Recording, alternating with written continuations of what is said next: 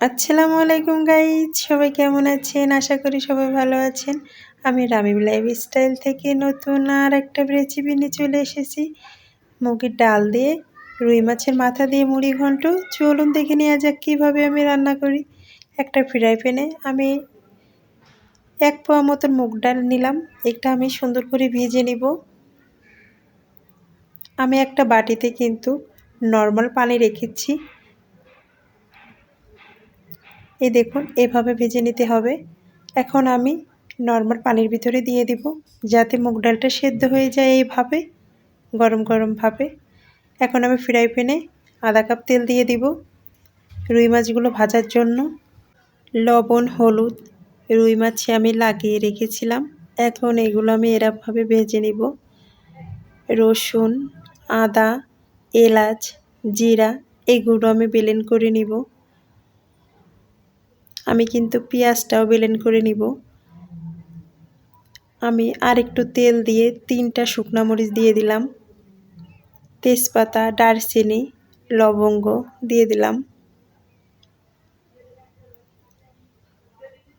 এখন আমি ওই বাটা মশলাগুলো দিয়ে দিব। 1 চা চামচ শুকনা মরিচের গুঁড়ি দিয়ে দিলাম।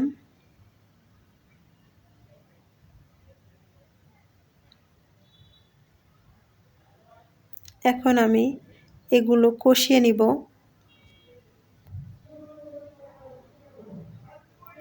এভাবে কষিয়ে নিলে দেখবেন আস্তে আস্তে তেল ছেড়ে দিবে। তখনই কিন্তু মশলা কষানো হয়ে যাবে, মশলাটা ভাজা হয়ে যাবে।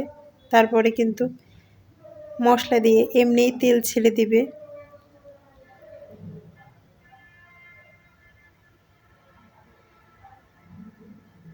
এই দেখুন, মশলা দিয়ে কিন্তু তেল ছেড়ে দিয়েছে।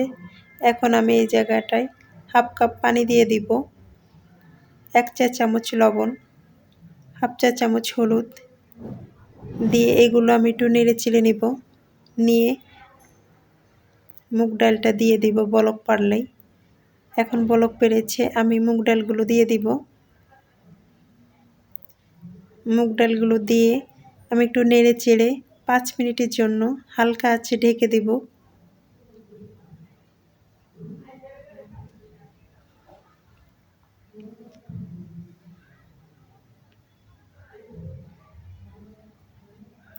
পাঁচ মিনিট পরে ফিরে আসলাম।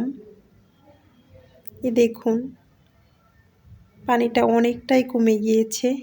এখন কিন্তু মুগ ডালটা কষাতে কষাতে কিন্তু এই পানিটাও কিন্তু শুকিয়ে যাবে, মুগ ডালটাও কিন্তু সেদ্ধ হয়ে যাবে।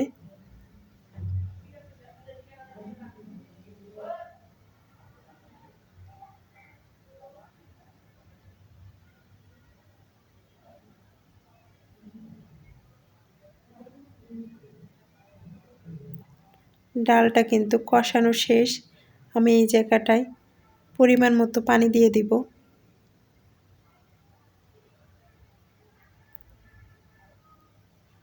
এখন আমি বলক পাড়ার পরে লবণটা চেক করে নিব, যে লবণটা ঠিক আছে কিনা। আমার এই জায়গাটা একটু লবণ কম আছে, এই জন্য আমি একটু লবণ দিয়ে দিলাম। দারচিনি, জিরা এগুলো ভেজে গুঁড়ি করে রাখা ছিল, এটা আমি 1/2 চা চামচ দিয়ে দিলাম। এখন আমি আস্তে আস্তে মাছগুলো দিয়ে দিব। দিয়ে মাথাটা আমি ভেঙে দিব। আপনারা চাইলে কিন্তু মাছগুলো ভেঙে দিতে পারেন, আলাদাভাবে মাছ মাথা আলাদা করে ভেঙে এটার ভিতরে এইভাবে দিতে পারেন। কিন্তু আমি শুধু মাথাটা ভাঙবো বলে আমি আর মাছগুলো ভাঙবো না, এই জন্য আমি এভাবে ভেঙে দিচ্ছি।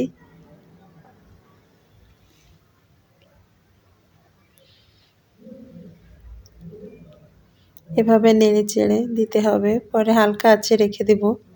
5 মিনিট পরে ফিরে আসলাম। এই দেখুন, ঝোলটা টেনে গিয়েছে। আমি কিন্তু ঝোলটা বেশি রাখবো না, আর একেবারে কম রাখবো না। আপনারা চাইলে কিন্তু ঝোলটা শুকিয়ে ফেলতে পারেন। আমি হালকা হালকা ঝোল রাখবো। এই দেখুন, এতটা ঝোল থাকবে না, ডাল তো টেনে নেবে। আমার ভিডিওটা ভালো লাগলে কমেন্ট করে বলবেন, লাইক করতে ভুলবেন না। যারা সাবস্ক্রাইব করেন নাই প্লিজ সাবস্ক্রাইব করে দিবেন। সবাই সুস্থ থাকবেন, ভালো থাকবেন, লাইক করতে ভুলবেন না।